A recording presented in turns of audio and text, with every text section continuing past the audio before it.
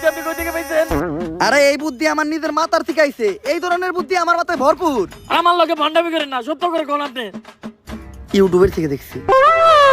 সব কাজই সম্পূর্ণ। এখন আমি সঞ্জনার এডাইকা লেবুর ভিতর রাত্তাটারে বন্দি করবো। যন্তর মন্তর সব কাপজাপ বন্ধ কর, ঝামেলা সব বাদ দিয়ে এই লেবুর ভিতর আইয়া বান কর। যদি এটা না করস সঞ্জনা তোর নানিরে খালি কর।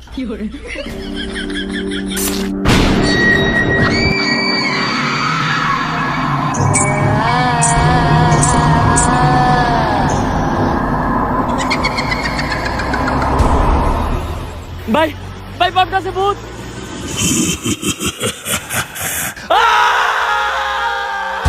ভয় পাইস না, ততক্ষণ পর্যন্ত আমরা এই সার্কেলের ভিতর আছি আর এই মোম জ্বলতেছে, ততক্ষণ পর্যন্ত সঞ্জনা আমাকে কিছু করতে পারবো না। কিন্তু ভাই মোমবাতি তো ফুরাই যাইতেছে, এখন কি হইব? মোমবাতি ফুরাই গেলে বুঝবি আমরাও ফুরাই যাবো। তোরা আমার কামে ডিস্টার্ব করলি কে? সঞ্জনা, তুমি খালি হলুদ সাংবাদিক করে মারতেছো কে? মিডিয়া হলো এদেশে সব থেকে বড় শক্তি, কিন্তু হলুদ সাংবাদিকেরা মিডিয়ার একটা মজা বানায় রাখছে। এদেশে ছোট ছোট বাচ্চারা ধর্ষণ হয়, খুন হয়, এগুলা নিয়ে কোনো নিউজ হয় না। কিন্তু পাকিস্তান থেকে কোন নায়িকা বাংলাদেশে বাদ মারলো, পরিমাণে কি ড্রেস পরলো, কে ভাত বেচলো, কে কেক বেচলো, এগুলা নিয়ে হাজার হাজার নিউজ হয়। আর আমি যখন ধর্ষণ হই, এটা নিয়েও কোনো নিউজ হয় নাই। শেষ পর্যন্ত আমার মরতে হইলো। তাই এদেশে হলুদ সাংবাদিক একটার বাচ্চা দিব না, সব করে মেরে ফেলামু। আর আমার যে বাধা দিব তা করে মেরে ফেলামু। তোমার জায়গায় তুমি ঠিক আছো, কিন্তু সবাই রে মারা কোনো সমাধান না। হলুদ সাংবাদিকদের যন্ত্রণা এই দেশের প্রত্যেকটা মানুষেরই সহ্য করতে হয়। আসলে আমাদের পরিবর্তন হতে হবে, আমাদের প্রতিবাদ করতে হবে। আমরাই পারি এই দেশ থেকে হলুদ সাংবাদিক নিরাময় করতে।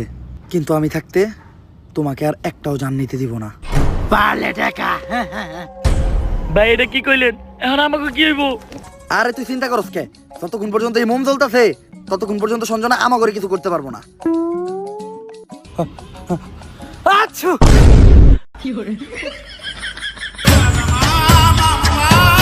ভাই এটা কি করলেন? মামলা নিবিয়ে আলাইলেন।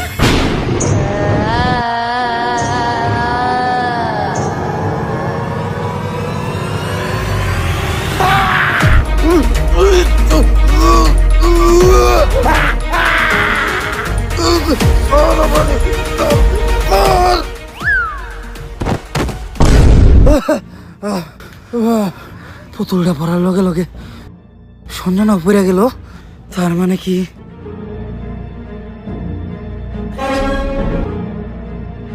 দুম